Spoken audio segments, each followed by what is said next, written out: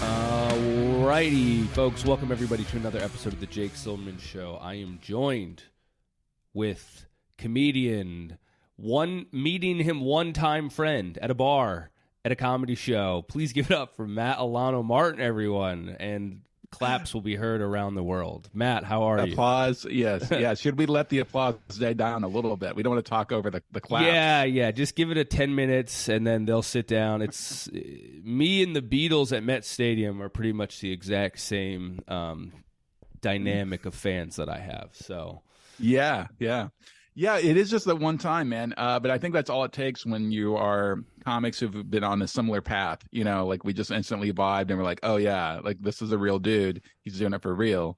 You know, dude, it was funny too because I met you in a very real situation where I was like, oh, this is a real dude, and this is a very real comedy situation where you had booked a weekend in Minneapolis, Minnesota, my hometown. And I was there visiting my family or something, and you had unfortunately booked a weekend in Minnesota when the state fair was happening, which now you know, don't test the state fair gods in Minnesota because they will humble anybody. And they canceled your show. And we talked at the bar, and I was like, this is a good comic bonding moment because every comic, you do it long enough, a show gets canceled, something happens, nobody shows, and you just have to eat it. And then you got in your car and left, and I was like, that's a real dude. He's like, yeah, you're like, yeah, I'm just going to drive to Chicago. I was like, fuck yeah, dude. Hell, this is a road guy. This is a road guy. He's like, yeah, I'm just going to go to Chicago. Fuck it. I still love Minneapolis, but yeah, that was a misstep on my part. I now, you know, it's one of those crazy things like that everybody tells you, like, oh, you got to make sure that, like, you know, if you're playing a college town, try not to book the same night that there's an at-home game, right? If the college team is really good, you know, and then obviously you got to look out for Super Bowl Sunday. Like all these things we're supposed to keep track of. I know that are competition, you know, with comedy. When we should really just be honest with ourselves and just admit that nobody likes comedy. That's what we should just be saying to ourselves. Not when there's fucking deep fried Oreos on the table, my man. That's true. It's true. Just when laughter has never beaten a deep fried Twinkie, and that's the state fair in Minnesota. It's deep fried shit on a stick, and it's a tough time. I mean, summer is tough in general, but yeah, the fucking state fair in Minnesota is just like legendary. So, but it was a very just like. I know this right here. I know this, and it's crazy. But you have a new special out. Plug the special right up top, baby. Talk about that for a little bit. I have a new special. It came out last Saturday on YouTube on Helium Comedy Studios branded channel on YouTube. It's called Tango in Philly, and it's weird because we had a wasted drunk woman right up front in the front row. And so a decent amount of my special, I have to deal with her. And so that's the title, Tango in Philly. That's why we came with that title. But it's just kind of crazy, man. Like I was working with Jimmy Chairman. I almost said Jimmy Chamberlain, which is the drummer of the Smashing Pumpkins, not him. Jimmy Chairman, who is the director of these specials for Helium. And we decided to just kind of roll with it and release it. Basically, it's less of a comedy special, more of a documentary on what the Friday Late Show can be.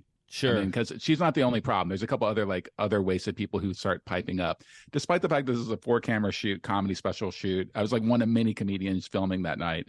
Like everybody there knew the deal. Right. But still, like, it's amazing. I've seen it at other tapings too. I was at Sarah Schaefer's taping for Comedy Central Presents a couple years ago, and she had a drunk guy in the front row that they just stopped the taping, removed the guy, had her start over. Like, it was crazy, which we didn't have that option at the Helium tapings. We just had to keep rolling. Wow. But so it's there are jokes in there, but there's a lot of other things going on too besides the jokes. Man, well, you had a gig canceled in Minneapolis. You have a special that's getting. I mean, you're a fucking dog, dude. You're a road dog. That's life. Yeah. What? So this was, you only had one shot at it. It sounds like you only had you had this half an hour and that was it, or? No, the thing is, like, they did the way they did them, and we were the second weekend that they shot a whole bunch of these at the home club in Philadelphia, the original first Helium Comedy Club, and we shot 2 nights. We shot Friday and Saturday, and myself and Brent Gill and Ramin Masafani, we rotated.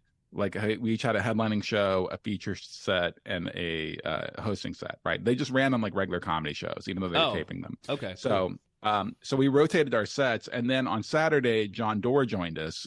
And so John Doerr on Saturday did a headlining set and a feature set. And so the idea was we wore the same outfits for all of them so they could edit between them and all that kind of stuff. But the truth is, my headlining set was the Friday early show, and the crowd was just real tepid. It was almost like it was hot or cold. Like, they were like almost too polite, and I don't know if they were like too like, aware they were on camera, and it just wasn't popping like it should have been. Yeah. And so then the Friday late show was my feature set length. And then on Saturday, I just had a host set and a guest set that they're shorter. Saturday was a lot better, but they were just short sets. Yeah. And so rather than trying to stitch it all together and edit it, Jimmy just very, very wisely said, we kind of caught something unique here. Let's just go with it if you're okay with it. And so, I mean, I handle her in a, like, I'm not a mean person. I'm never mean to her. I don't call her names or anything like that, but, I feel like I handle her in a pretty funny way, and the crowd liked it. I mean, honestly, I think the reason I did better in the late show is because the Philly crowd respected me more, that I wasn't just doing material, that I was in the moment and happened to deal with this woman. And Philly has a reputation of being kind of mean. Oh yeah, and I've done that comedy club before. Yeah, I've done that club a couple times. Yeah. It's I asked one time the crowd, I was there last summer, I was like, what should I do in Philly? Just as like kind of, like I was featuring, and I was like, like, hey, I'm new, I've never been here before, and some guy just said, kill yourself. Yeah, I think that's the vibe. So I think that they liked that I was. Yeah. I don't want to say I was dunking on this woman. I was more like doing layups on this woman. Like, again, I wasn't going hard on her. I got less nice as it went on, the more it continued on. And the thing also is, she wasn't like heckling so much as she was just talking constantly through the entire show, and she's in the front row of this taping. So it's just very distracting. But so it's more of a weird documentary short film about why so many comedians quit comedy. yeah You're like, this is my night, this is my break, and then it's just chatty fucking Kathy, dude. Dude, it's, man, I know. And that is it's a dance. Like, anybody who's seen a few live comedy shows and understands the drunk aspect of comedy, it is a fucking dance, and each time is different. You don't know. You could go too soft when you should have gone harder. You could go too hard when you should have gone softer. There's like, you're trying to still make it funny, but also be like, you are saying shut the fuck up, but you're trying to do it in a funny way. And that's a delicate dance where you're just like, look, lady, we all know I am telling you to shut the fuck up. The undertone here is you need to shut the fuck up, especially because I am taping it, not just because, I mean, a normal show, it's like, it sucks, but it's sometimes just part of it, and sometimes it can be fun, but it's like, dude, we're trying to get this on tape. But yeah, man, it's not easy. So hat off to you for even fucking going there, because some people would have ignored it. I mean, maybe they would have just ignored it and kind of let it ruin the fucking vibe, so you had to address it, I think.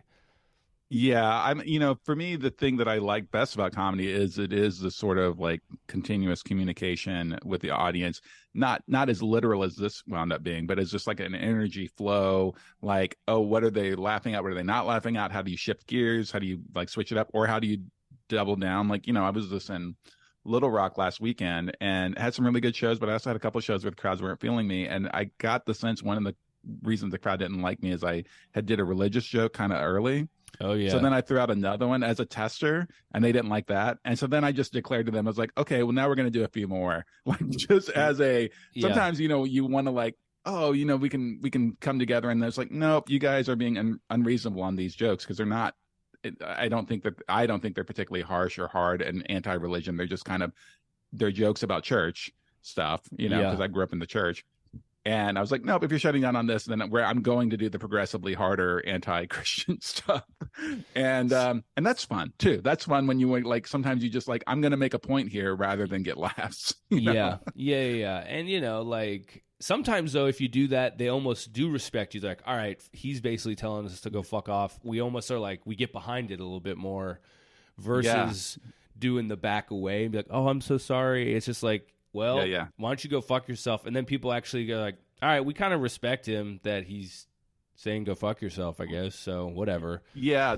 Yeah. There is, I think some audiences want to be smacked around a little bit, you Yeah. know, like it's just an interesting dynamic for sure. There's a Dom sub thing going on in the fucking heartland of America. So how long have you been like really on the road where you're like, all right, this is like, I don't know how many weekends, but you're like, I'm in my car and I'm doing shows a lot? Because I think we talked about it when we met a little bit, but like, yeah, what's your like kind of journey here? Well, I started comedy really late. I was 35 before I ever did my first open mic. And then after open micing for about 6 or 8 months or so, I was, you know, I was pretty hooked and I was pretty serious about it.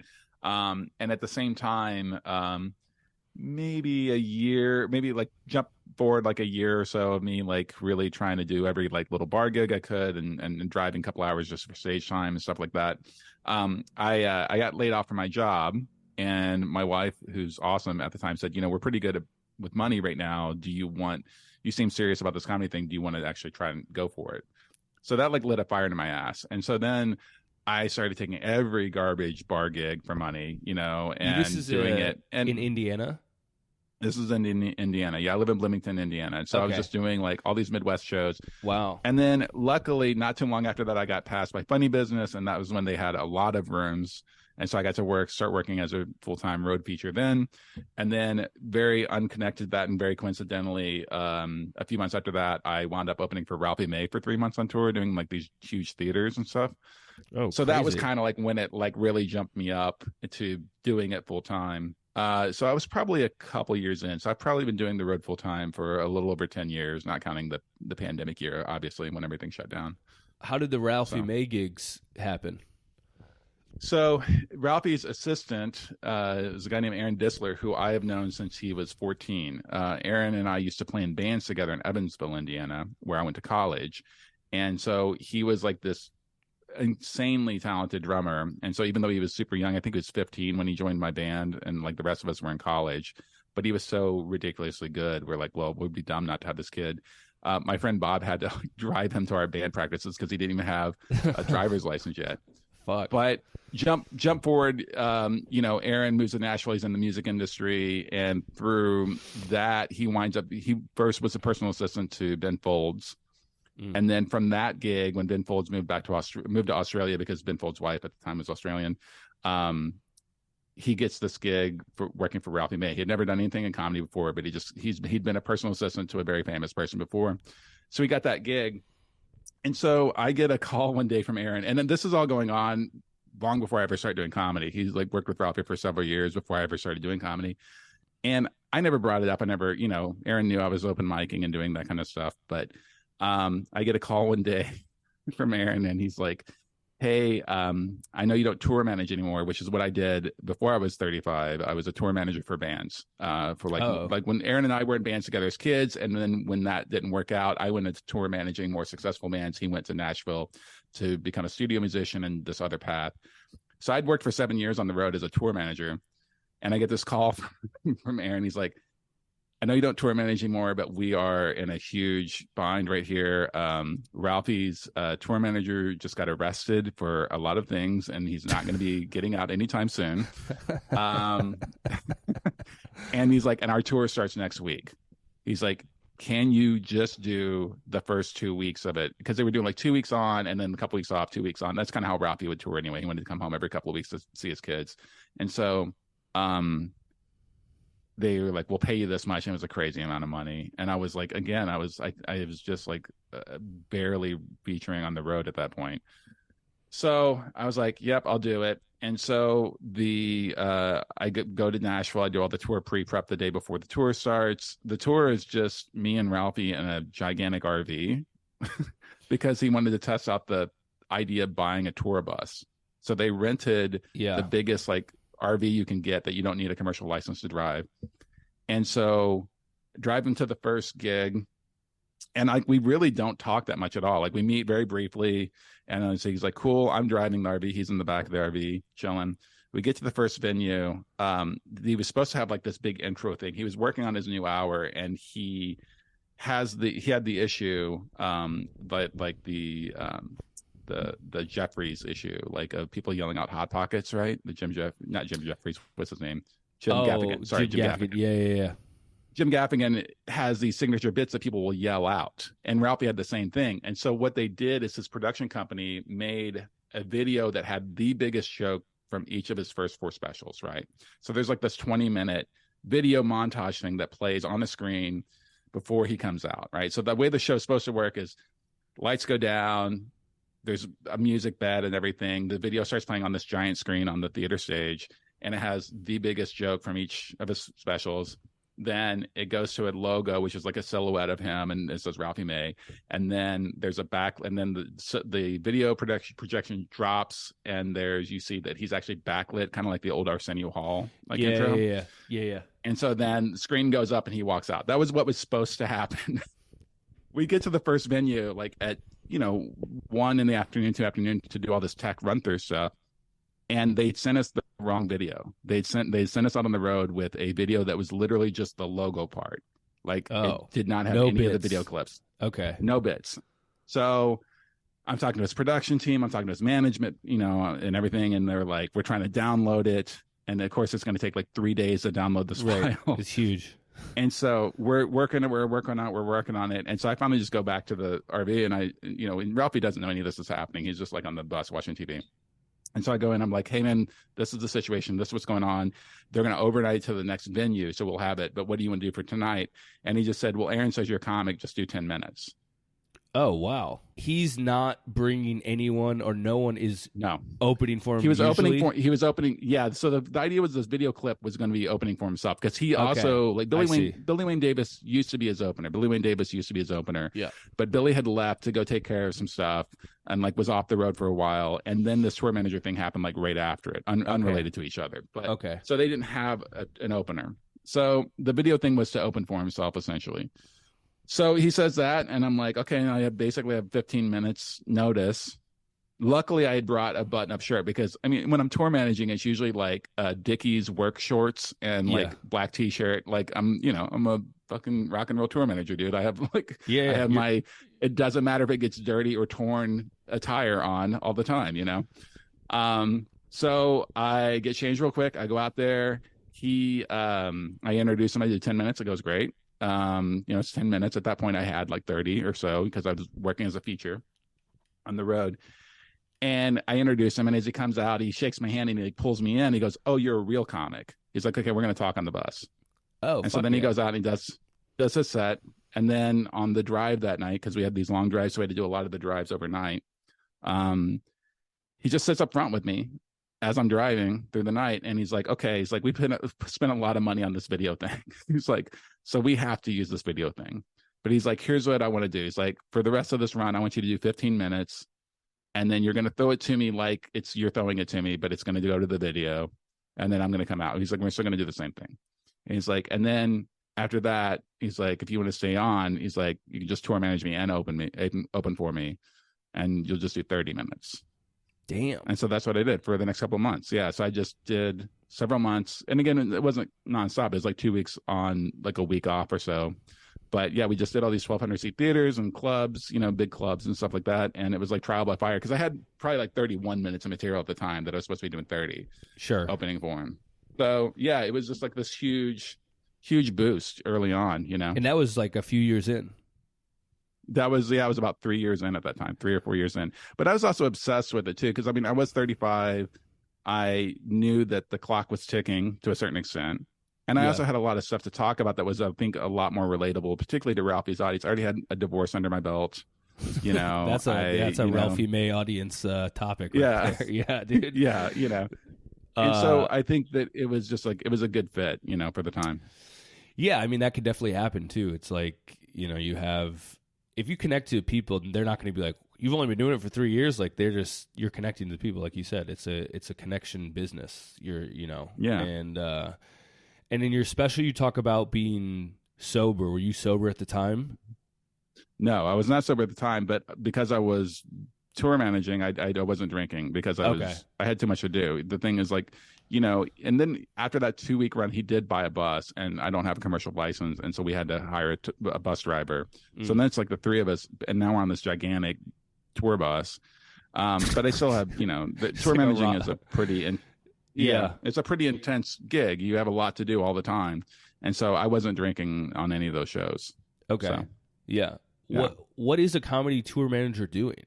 Like, what is the shit that you have to get? Like, I don't know. I mean, obviously I toured in a fucking van by myself. So like, when you scale up to that point, what are you doing? A big part of it is advancing the shows. You just make sure everything is the way it's supposed to be. You're checking out what ticket numbers are, like how sales are, if you need to do any additional promo. This is also before there was social media, but it wasn't so dominant at the time. It wasn't such like a necessary thing that everybody has to do for promo stuff. And so, if he's doing radio interviews, make sure we're getting there on time. It's basically making sure everybody gets where they're supposed to be at the time they're supposed to be there. Make sure all the accounting is getting done correctly. We were selling tons of merch, so we'd have to order refills of merch and have to coordinate it being shipped to certain places that we'd pick it up. Either ship to the venue. If they can't ship it to the venue because nobody's going to be there during the day to get it, then we have to like go to the UPS store and pick it. It's just basically. Yeah, it's just all the stuff that you do for yourself as an independent artist, but it's just doing it on a much bigger scale because it's bigger money that's involved, and it's still a lot easier than tour managing a band because then you also have all the gear stuff you have to worry about too, and so many more guys, people. Yeah, so many more people, and Ralphie was very chill and easy to TM. Really, honestly, he was very chill and like not a diva at all. So yeah, he seemed like genuinely pretty nice guy from all the shit I've seen of him. So that's fucking badass. Yeah, right. Yeah, he was a great dude, and it's sad that he left us so early. But he was a really he was like anyone. He was complicated in certain ways, but he was also he was a great dude. He was really sweet. It's cool when you hear those stories of guys like, taking a younger comic under their wing. Like that's kind of the dream, really, is everybody kind of wants what you had, even for a little bit. Like, oh fuck, that's a real name too. That's not like your local scenes headliner being like, I'll take you to do 20 at a bar. It's like, this guy that's a fucking huge thing for you, Yeah, and he did that. He did it for Billy Wayne Davis. He discovered Billy Wayne Davis when Billy was just like basically an open micer in the Tennessee scene. Because Ralphie lived in Nashville, and so Zany's Nashville was his home club, and he discovered Billy there, and he had an eye for talent because Billy's brilliant. Billy Wayne Davis. If you've not seen Billy, he's amazing.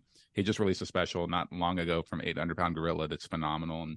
Ralphie was always doing that, even on a smaller scale. Like during that tour, there was a kid who tweeted at Ralphie about how he loved to stand up. And I mean, when I say kid, I mean kid. This kid was like 13 years old. Yeah. It was like, I love stand up so much. And I just started doing it. And, I can't wait to see you. And Ralphie just tweeted back, like, do you want to do a set?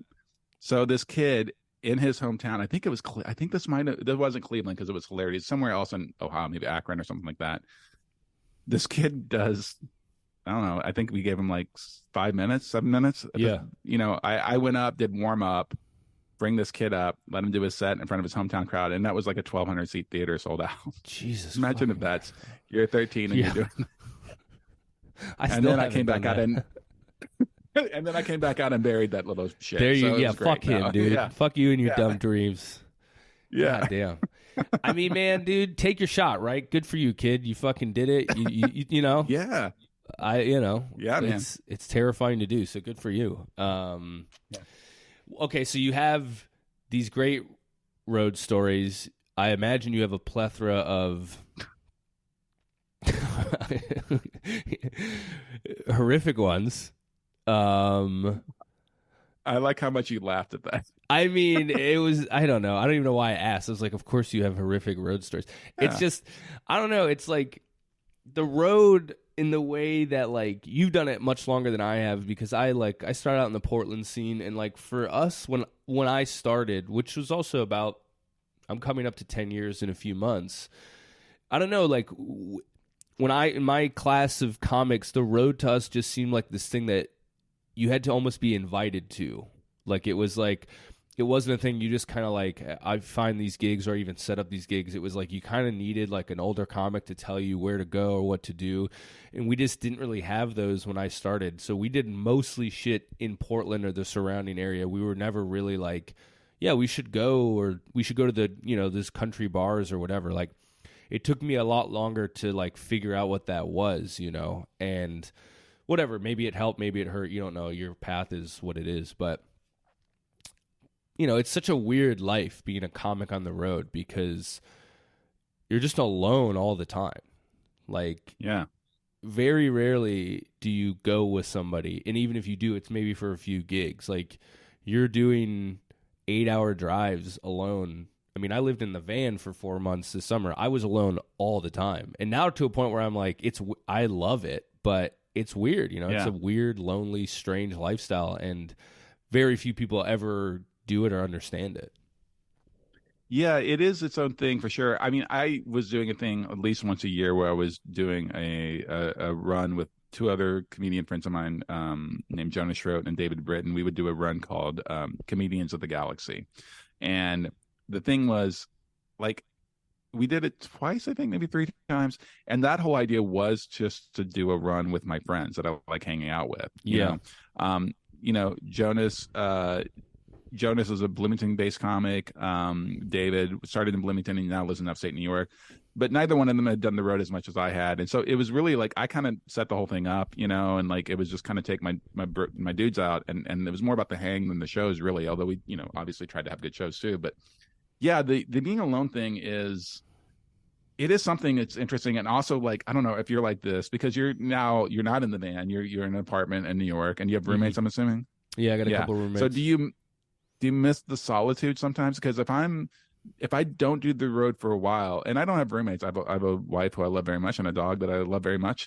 So it's not like I'm annoyed by being home, but I do miss, there's something about if I'm not on the road for a couple of weeks in a row, which is rare, but if it happens, that first day that I get on the road and I'm doing a long drive, I'm like, oh yeah, this is nice. Yeah, like, for sure. I know, being alone, my own thoughts, and there's a whole like, I mean, it's like I mean, not to get all woo-woo about it, but it's like you're a man traveling to do a thing. Like it's like a whole, there's a whole energy behind you of like, I'm going here to do this one thing. And it's not just to fucking show up and punch a clock and just be at a computer. It's like, I got to be on tonight. You're thinking about the show all day, but you're also trying to figure out how to not to obsess about the show. Like it's a whole mind game. And I liked really being in that whole world because the van life, I was basically doing road comedy every night. I was like in a new town most nights.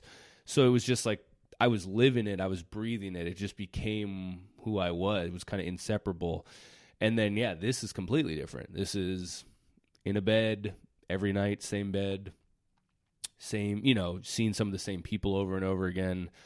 So I do miss it in some ways. I think there's benefits to being in New York, and that's why I came here. But the road there's an energy to it that you get kind of I got kind of addicted to it, and I'm sure you know kind of what I'm talking about. Like it's just there's something to it. Yeah, I mean, for most of my adult life, I've been on the road, because I did 7 years as a tour manager for bands, and then I would come off and be, like I'd work at the cable company for 6 months or whatever because nobody was touring, right? And I didn't have a job. So I've also had at-home jobs too. But the thing I think about tour is what we all get addicted to, and this is also I think similar to people that love being in the military, there's a certain simplicity to it. Yes, it's like you're going from point A to point B today to do this one thing, and on the way that you have to deal with or whatever, like construction or traffic or whatever, you got to pull over real quick and answer emails at a Starbucks or whatever. But the actual the thing that you're doing today is very clear cut, and every single mile that you drive is an accomplishment. It is pushing you towards that goal. Yes. And there is just a sense about that is, I don't know, it gets in your bones, And so I love the road. I mean, I do worry because I'm 49 years old. It's like, I'm going to get to an age where I'm not going to be able to do the road anymore like I am now, unless something happens, I'm making more money and I'm just doing it at a more sustainable level, Yeah. Doesn't mean I'll ever quit. I just will maybe be more regional, or it'll be just more like a couple days out, couple days back, like that kind of thing. But yeah, man, it's addictive for sure. But you also have to be the right. I've known people, particularly in bands, that they hated touring. They love playing music, but they hated touring so much that they just quit Yeah. because they would rather be home in one place, and that's their vibe. They don't want to always be traveling, and I respect that. I understand that. But for those of us that love it, man, it's the only way for sure. Yeah, and it's I I was never in bands. I was never in the music scene, so I always was so kind of confused when you would hear the stories of like great bands that broke up, and then you do touring, and you're like, oh, I get it 100%. Like this would be in. I'm surprised any band ever survives more than a week together on the road. Like because when you're alone, that's the other thing about comedy is you're alone. Your little weird shit that you do, you can just do it. You can just like wherever you want to eat, it's your life and you do it and that's it. And the price is, maybe you don't talk to people for whatever, but people are overrated, so whatever. But a band of like 4 or 5 guys in a van, I don't understand how any music has ever been made, honestly. It's that is after touring by myself, it is insane to think of like 5 guys in a rock band and all that goes into that, somehow making it for years doing that. That is insanely special once you've done it from one person. It's crazy. Yeah, it's fucking insane. I've definitely witnessed fights that almost came to arguments that almost came to fist fights over where to eat. Like, I mean, it was just like we're not doing it. Like, I'm taking you all to a food court, and everyone can be miserable. Like, how about that? We'll all be miserable in the same way. Yeah, man. I think you were talking about how like starting in Portland, you didn't really do the road, and then now I think that's a benefit. I think if I was in a major city, I would not have done the road as early as I did because being in Bloomington and being in Indiana, like you can't, particularly Bloomington, it's a small town, it's a college town, but it's pretty small. Like I at least get self-conscious. First of all, you can't get up that often. We've got one club, and one like monthly alternative show, and then a weekly show that I've never done because it's on a Sunday. So I'm either driving home or that's my day off to chill with my wife and dog and everything. But it's not like you have all these different places. It's not like Chicago. It's not like Portland. I know you could get up every single night and things like that. So it kind of forces you, if you want the stage time, to get out there and do it, and to do it professionally and start making money at it. Again, I was very lucky that I got passed early by Funny Business, because had they not done that, I also I think would have been at a loss for a while of how you do that. Now once you do it for a while, you kind of realize like. What is Funny Business is it's a booking agency. It's been around forever. It's actually on the 2nd generation. The sons run it now, along with some other people like Alicia Hussope.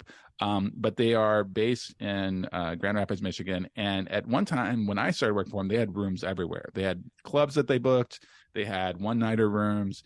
Like I think the first year I worked for them as a touring feature, they gave me something like 50 shows.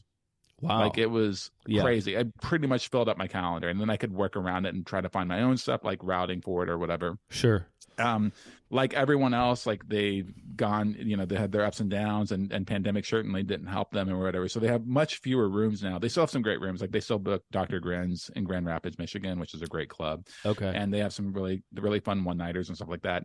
I think they shifted more into a corporate, like booking for corporates and stuff like that, which is not my style of comedy. So I'm not in that loop, but they're great people. And, again, when I started doing this a decade ago, started doing the road really, they had a lot. And so that was a big thing that really kind of helped me not only to fill up my calendar, but then also to see how it's done. And then to also talk to comics that I'm getting paired with, these headliners I'm getting paired with, have done the road for years.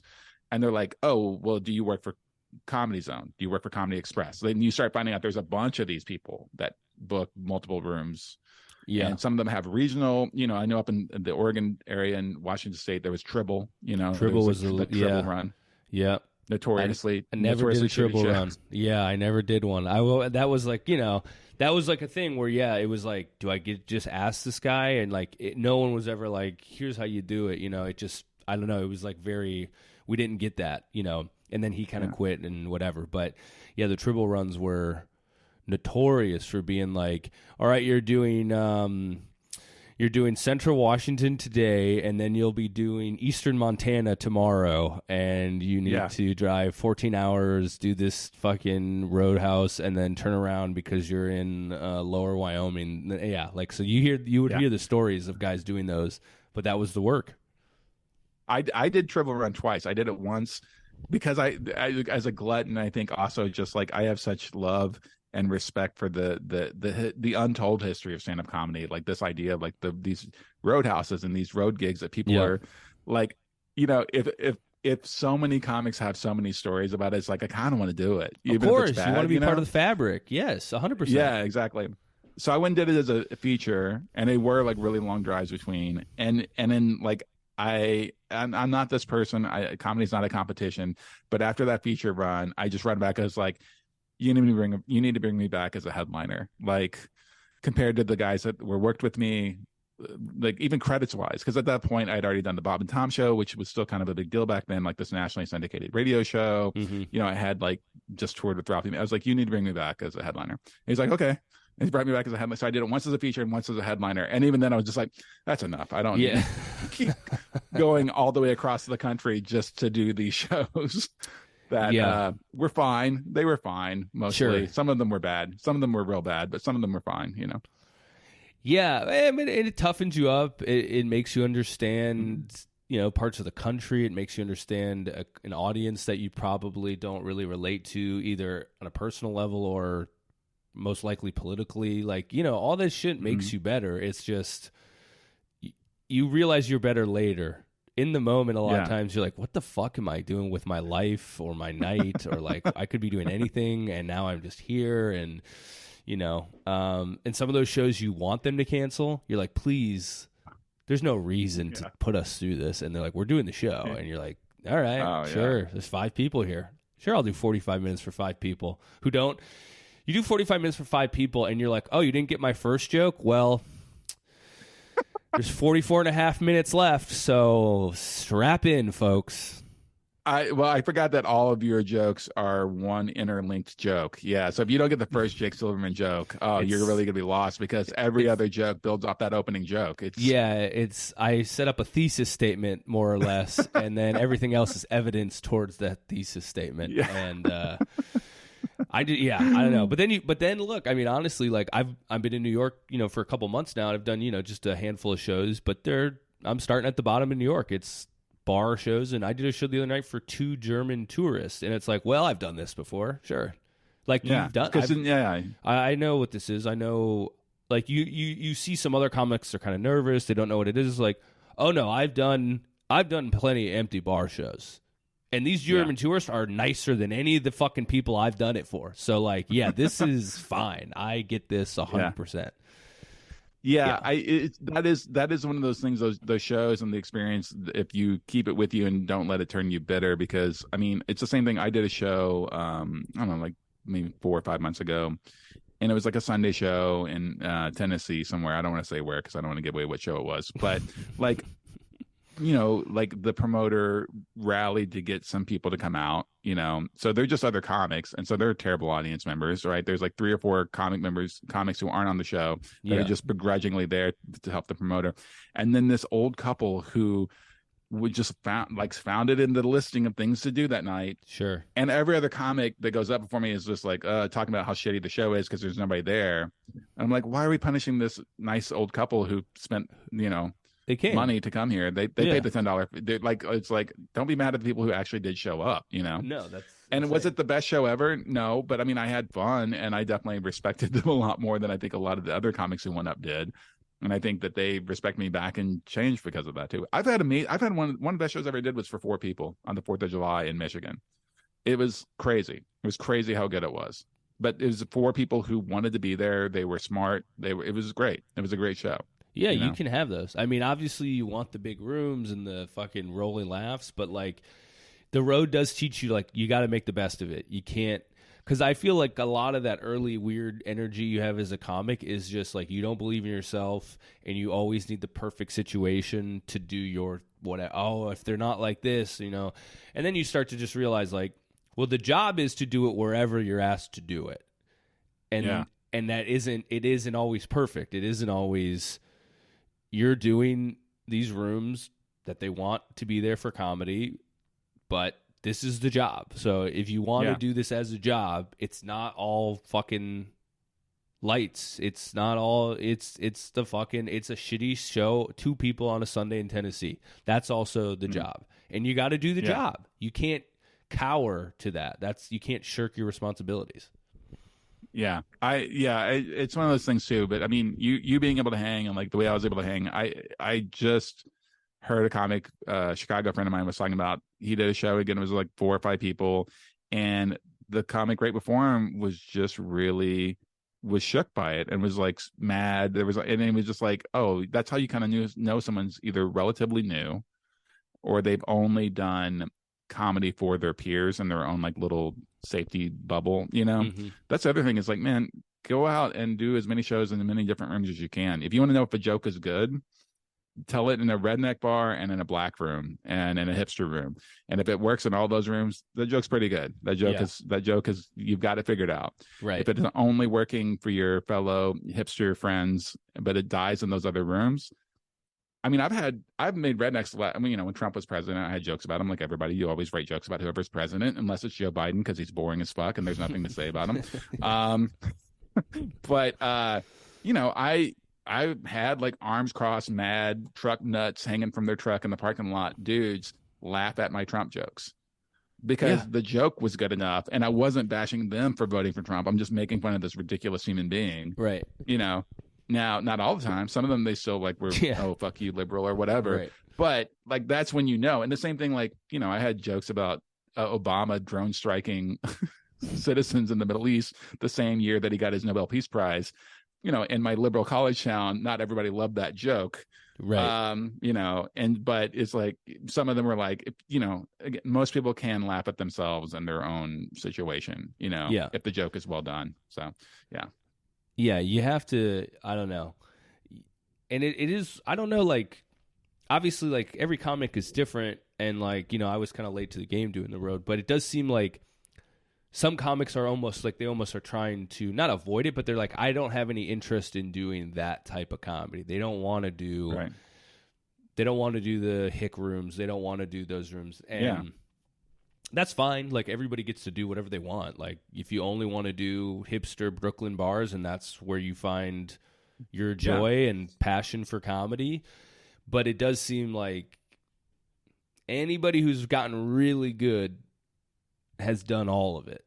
You know, it's very rare that you get a person who's so good at comedy, but they've only done their little comfort sliver. Once in a while, sure, I'm sure. But for the most part, there is a tried and true pattern to this game. Yeah. I think that I mean, if you want to only perform in one specific type of room, there's nothing wrong with that, you know, but as an economic situation for like being a guy who this is my job, I don't have a side job, you know, like it's comedy. That's it. That's how I make my living. Like I can't be super picky at this point on what rooms I do. Right. You know, and the danger, of course, is you don't want to start writing down to the room. But luckily, you know, very early on, I met Stuart Huff, who was very foundational in the way that I think about comedy. Stuart is like criminally underrated, just like a brilliant comic that lives in Athens, Georgia. He's originally from Kentucky. And he is very progressive, very liberal, very high-minded. He writes like kind of themed hours. Like one of his hours is about man's resistance to change. And he goes through history of like anytime there was an invention, how people would freak out and murder the inventor, basically. Yeah. And so he does like these big sort of high-minded things. And the thing is, though, he's a road dog too, and he'll go into those redneck rooms and do those bits. He'll do a bit about his lesbian sister and her wife and how they, you know, like we're trying to have a baby, you know, and like he does like all these things. But because it's the same thing, it's like that's where the money is. That's like until you get famous enough that you can pick and choose and that you can go in and headline, you know, the bigger clubs. Like for those of us that don't have that, it's like, well, I still got to pay my mortgage. Yeah. So I'm going to go do my act in this bar and hopefully they don't murder me. Right. And also hopefully I'm good enough at my job that even if they disagree with, that's the thing. If they can disagree with you and still laugh, that's to me, it's way better than someone who agrees with you and laughing. Like 100%. It's even better, you know? Yeah. Like my favorite thing is like, Stuart told me one time about this show that he did, and it's just silence. They're just staring at him, and he's just like, he does his hour, and he goes, I'm gonna go sell my merch. I'm gonna even put more of like, I don't give a shit, like thumb in their eye, right? And he's like, this big old cowboy guy comes up to him and goes, throws a $20 down, and goes, "All right, faggot, give me one of those CDs." It's just like, what? And I'm sorry, I know that's an offensive slur, but I had to say it for the quote. And also, it should be clear that Stewart is not gay. Stewart is not gay, nor does he read gay.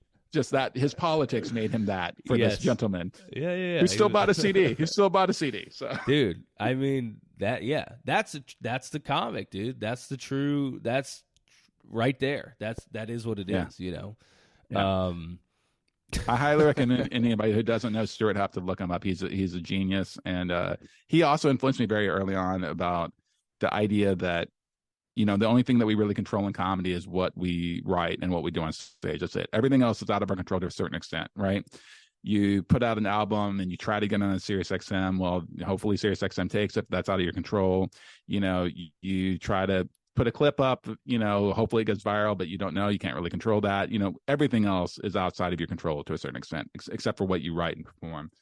And so if your focus is always on that, and your focus is always on writing and perfecting your hour and then putting it out and starting over again, if you're in love with the creative process, then a lack of success financially doesn't hurt as much. If you're trying to do comedy to get successful and be famous and make money, and that doesn't come, that will destroy you. But if you do comedy because you love comedy and you love writing and you love expressing ideas and performing those ideas, communicating and having that conversation with an audience, then nothing can destroy that. It doesn't matter if you never make any money. Like that part will or the always looks be from your family and will protect you. Yeah, exactly. Yeah. Or the questions from your family, or the why are you moving to New York, or what the fuck are you doing with your life? Yeah. Jake, do you need me to write a note to your family for you, like a note from the doctor, but a note from me? My family has actually been very supportive, which it sounds like your wife has been supportive. Oh yeah. I have this insane and probably irrational fear of performing in front of my family. I've done it only a few times. I let my parents see me a few times in Portland when they visited, and then I just performed. I actually was at Comedy Corner Underground where I met you like a couple months ago, and it's my hometown. So I had a few friends come out, and my brother and his girlfriend and his girlfriend's parents came out. And like I just knew where they were in the room the entire time. It just like fucks with my head. I don't know. It's like if this like it's a weird shame thing or whatever, but like, and I'm just like, I don't know if my sense of humor on stage is even what my brother likes. So then you're like, am I bombing for my brother? Like, I don't know. Like there's just like so much. I just love strangers. I just love that I can do it for people I don't actually know.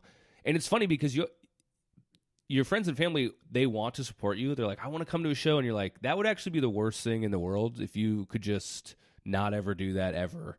I would love that. And I don't know. I know other people are much cooler. They don't care if people they know. But for me, it's like, it's still a deep well of shame that I'm doing this. And the idea that my family or friends see it, I don't know. It just kills me, dude. It fucking kills me. I didn't have a good set that night. I really, like, as soon as I got on stage, I was like, I know exactly where they are. And I'm like, in your head, and you can't be in your head. And it's, you know, it's not good. So I don't know.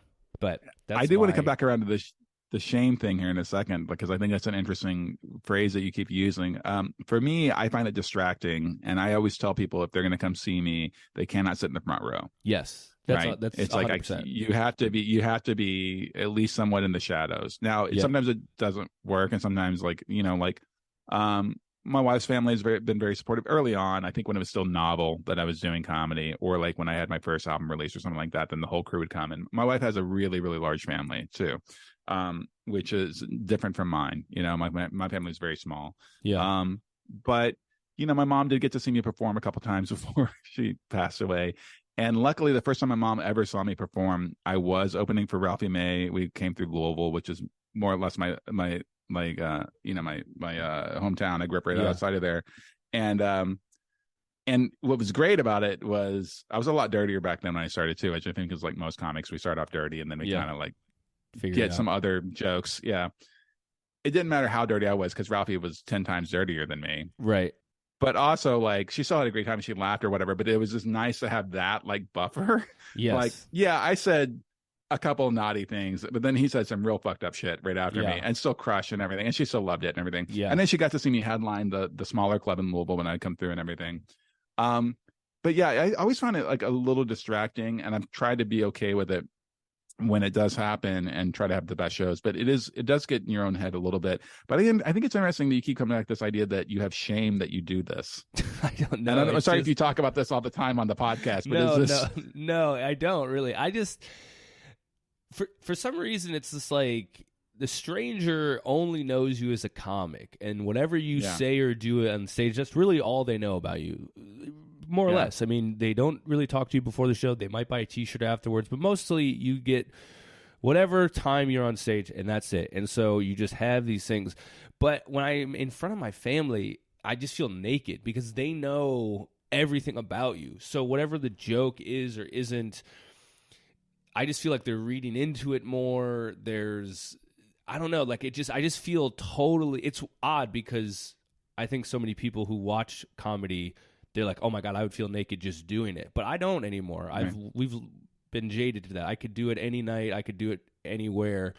And I don't have that feeling. But if my fucking mom or dad or brother, or even sometimes friends are a little less, I just feel it's like, you guys have real jobs. You have real lives. And I'm just this fucking guy on stage doing this shit. I don't know. It just wells up inside of me and where I'm like, I shouldn't be doing. What am I doing? You know, I feel like I'm a disappointment almost to them. Like, you know, I was like a smart kid. I went to college. I could have done a real job. And then I'm like, I'm going to do comedy. And now it's kind of like, oh, you actually are really doing this? Like, you know, you're moving to New York. You're building your whole life around it. It feels like I could have done something. And now I'm just a clown. I don't know. You don't ever feel shame, Matt? How are you so well adjusted to this? Not about comedy. I don't feel shame about comedy stuff. I don't know if it's because I had already like sort of built an adult life that was mostly on the fringes of what most people think about it. You know, I mean, I had worked regular jobs. I had worked at the Chamber of Commerce for a while. I was married before, and my first wife went to grad school. And so I was the guy that had the job in the relationship, right? Like she was in school and I had to have the job. But so much of my adult life has been playing in bands and then like tour managing for bands, even though that was like good money. I got good money to be a tour manager. It's still outside of the norm of what everybody thinks is like you go to the office and do all this kind of stuff. Yeah. No, I don't feel any shame whatsoever about being a comic. Wow, that's helpful. And I think my question is, I guess, like, is it tied to the material? Do you feel like they're seeing through the material? I don't know how much fiction is in your material or is it the other way around, that you're revealing this darker secrets of yourself, and that's particularly embarrassing to do that in front of family? I think it's just like they've been very supportive, and if they have any real reservations, they've never really aired them. They've never been like, so they've never given me the talk where I feel like a lot of comics have had, where it's like, so when are you gonna stop this? Mm-hmm. They've never said that, but I feel like maybe it's probably all in my head, but I just feel like I let them down by doing this. Like I should have been doing something more like quote unquote important, and I'm not. So I just feel like when they see it, I'm like, yeah, this is it. I don't know. Like, it's just like, this is the thing I'm doing. I don't know what else to tell you. This is what I want to be doing, but I feel bad about it sometimes. I have two questions for this. One is like, first of all, like, are you disappointed in yourself that you're doing this instead of doing some other life choice? Because you talked about you were a smart kid, and so are you actually just ashamed in yourself for doing this, or do you think you would still have these feelings if you had gotten the job and went and worked for Hewlett Packard or IBM or Apple or whatever? Like, you had just a suit and tie job. Or even just like less than that, like let's say you're a warehouse manager somewhere, whatever, right? If you were doing something else that wasn't performance based, do you feel like you would still have this feeling that you've let your parents down? Because I feel like this is a deeper issue that is not really related to comedy. Yeah, this is probably much deeper. I need you to also recommend sliding scale therapy to you. Like, sliding scale therapy saved my life. Yes. Yeah, and you can afford it. You can afford it. It can be as cheap as $5 a session, man. Anybody can afford it. Let's see. You know, I don't know. I don't know if I had just a normal job, if I would feel that. I feel like, you know, in comedy, you put yourself out there and you really are saying like, look at me. And this is what the whole thing is about. Look at me. I'm this thing. Mm-hmm. So there might be just some Midwest shame about look at me. I don't, whatever. Yeah. But also I was a fucking weird, neurotic kid. You know, I was just like depressed a lot as a kid. So it's probably some residual, like, I don't deserve good things. You know, mm-hmm. like, I don't know. It's just that weird like feeling of just like, oh, should I be happy? Like, what is, like, should I feel good when what I do? Like, I think it's a lot of that.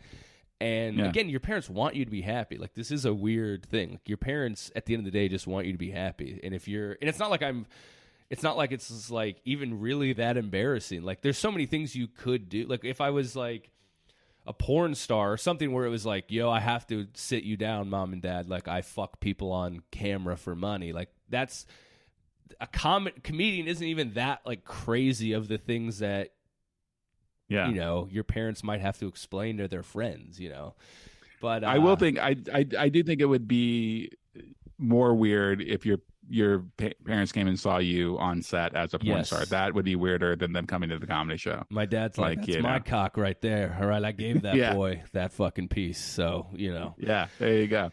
Yeah. Yeah, I don't know. I've been thinking about it a lot, though, because I've made this big move that is in some way kind of like planting a flag of like, this is kind of what I'm doing. Like, I moved to the city where you do comedy. Like, there's no hiding from it anymore. So I do have to get right with it about like, oh yeah, this is what I do. I mean, I also though, like, I don't know about you, but like, I don't post a lot of stuff online. Like, I'm not a big Reels guy, and I think some of that is like, I shouldn't be putting, like, when I have a joke that I know needs to go out there, I do it. But like, some of these people who can do shit on their phone every day, like, I am like, do you not have any shame? Like, is there nothing holding you back from sharing things in the world? You're just like, oh, I'll put this out there. I'm like, put this out there. Like, I put a reel out once every 3 months. I'm just like, oh, here it is. I got to do it, whatever. But the kids who are making it now are like, oh my God, I put up shit every other day and it doesn't, and like the world sees my life. I'm like, no, I don't want. Yeah. I don't know. There's like a whole thing here. Obviously, it's an undercurrent. I'm with you on that. Like, I think it is, everything changes and evolves, and the way that social media and Instagram Reels and TikToks have affected comedy and who's getting opportunities now is very real. But I'm with you. Like, I have a hard time doing it. I was posting, I have 3 albums out now. And so I have a bunch of video of me over the years of doing jokes that are on those albums that are already quote unquote burnt. Right. Mm-hmm. So I just went through and I spent 2 months posting a reel every single day of a different joke over the course of those. Right. A couple of crowd work things, but not much. Right. I know people post crowd work because they don't want to burn material. I understand it, but they're still trying to feed the content machine. And I hated it, man. I'm with you. I hated it. I would have rather gone to a job for the 3 or 4 hours that it took me to put together, like, find the joke, cut it, clip it, put the subtitles on it, post all that kind of stuff. I'm getting ready to do it again. I'm getting ready to do it again with the special. You have to. Yeah. I'm going to clip up the special that just came out and post that. But I'm with you. I think there's something very genuine and right, in my opinion, to hate doing this, to like spend that much time on your phone and spend that much time of like, look at me. But unfortunately, you can't control the way you do it. I think that there are people who've done it in ways that do still protect the self, like people that are just documenting every single moment, every single thought that they have. And I have a friend that I can think of right now that they post everything. Yeah. Every random thought, every time they're having a bad day, every time they're having a good day, everything that they're doing. And mixed in there is show promo, but it's also just like, man, right. It could be because of the generational thing. As far as you moving to New York, Jake, how old are you? I'm 35 now. Okay, dude, hell yeah, you're going for it. Like, here's the thing: people always act like it's all or nothing, right? Try New York for a while until you don't want to be there anymore. Right. What's worse is never having tried. Of course. Because you're not married, you don't have kids, you don't have sick parents yet. They need to be taken care of. Like, now is an opportunity for you to chase your dream and go after it. And I'm proud of you for doing that. If no one else has told you that lately, I'm proud of you for doing it. And I mean this genuinely. I'm not. Thank you. No, I'm feeling it. I appreciate it. Thank you, Matt. No, that does mean a lot because it's fucking terrifying, dude. I don't know. I think it's a terrifying move. It's also just a terrifying life to. I don't know. In Portland, I always had this thing like, I'm going to move to New York eventually. It was like this carrot that I could keep kind of going to work every day after. But now that you did it, you're like, fuck, dude. Like, I did it. Like, I fucking did the thing, and I'm proud of myself that I did it. But it's also like, there's kind of you kind of have this feeling of like, fuck, I'm like on the mountain now. I'm here. Yeah. Like I'm not on the foothills anymore. Like I'm fucking up here, and it's high, and there's a lot of shit going on. And so, yeah, it's weird. It's a weird feeling. And yeah, being the new kid after 10 years is weird. Getting used to doing stage time and then not getting stage time is weird. Being around not just a few, but like hundreds of comics who are way better than you is weird. You know, it's like being the fucking big fish in a small pond. It's, it's a little false when you're there, but you're like, this feels good. I just get to do all the fun shows and like people like me. And then you come here and they're like, who the fuck are you? Like, what are you like? Okay. So that's, it's nice. It's good to be humbled. I mean, it's a forever humbling thing, but yeah, I do appreciate the kind words. Yeah, of course. Well, and again, like, and if it doesn't work out, there's also like, there's nothing wrong with like moving away back home or back to Portland or some other place and doing it also. I know so many comics who went to New York, gave it a couple of years, and just living in New York, I think, is what broke them more than the comedy scene. It's just like, no, because not everybody's built for it. Not everybody's built for that. No. And so they were so much happy when they moved to Chicago or LA or Atlanta or back home to their town or whatever, and in a lot of ways found more success once they moved back. Because if you're not happy and thriving as a person, it's a little hard for everything else to follow. That's a big part of it. Totally. No, 100%. Well, dude, thanks so much for joining me. Plug the special again. Plug wherever people can find it, where they can find you, all that good stuff. Yeah, man. So the special is called Tango in Philly. It's available on YouTube right now on the Helium Comedy Studios channel. It's, again, I think it's interesting. I think comedy fans and other comedians, I think will identify with it immediately. Like, oh, I've had one of these shows, Oh yeah. But I think it's a little bit different than a normal special. I also have a brand new podcast I just started with Dwight Simmons called Matt and Dwight Just Might, and it's just us talking about our wins and losses in comedy. We get into whatever the newest comedy drama and gossip is, and we kind of just talk about our lives as this very small level road dog Midwest based, like headlining small rooms and featuring for bigger rooms and stuff like that. We just kind of break it down every week, and we're a couple episodes into that, and it's been a lot of fun. So those are the two things I'd like to plug. Hell yeah, dude. Well, thank you so much. Yeah, guys, go watch the special. It's great. Follow him. What's your Instagram? You're on the road all the time, so people could actually see you wherever you're at. Yeah, so just all my stuff is under my name, which is Mat Alano-Martin, MATALANO-MARTIN. I've got a website with the dates on it and everything like that, but I plug stuff on the socials too. You can find me there. Hell yeah. Well, go see Matt. He's a great dude, great comic. And guys, thanks so much. We'll talk to you next week. Bye-bye.